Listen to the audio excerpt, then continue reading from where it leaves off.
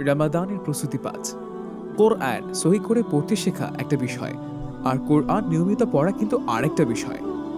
অনেকে যারা সহি করে পড়তে কখনো শিখেছিলেন, নাজারা করেছিলেন, তারা চর্চার অভাবে সেটা হারিয়ে ফেলতে পারেন। পড়ার মান খারাপ হতে পারে। এরকম কারো হয়ে থাকলে তার উচিত হবে কাউকে নিয়মিত পড়া শোনানো, যেন রমাদানে বেশি করে কোরআন পড়তে পারে। কেউ হয়তো সহি করে কোরআন পড়তে পারেন, পড়েনও, কিন্তু এতটা নিয়মিত হয় না যে যে কোনো স্থান থেকে অনায়াসে পড়তে পারবেন। তিনি কিভাবে প্রস্তুতি নেবেন?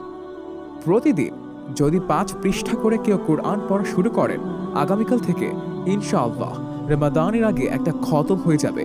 ৫ পৃষ্ঠা পড়তে একদিনে কত সময় যায়? খুব বেশি হলে ৮ ঘন্টা।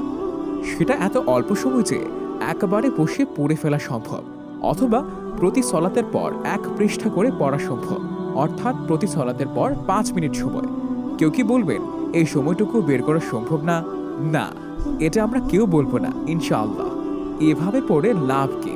অভ্যস্ত হওয়া, কোরআন পড়তে, কোরআন নিয়ে বসতে, কোরআন শুদ্ধ করে পড়তে।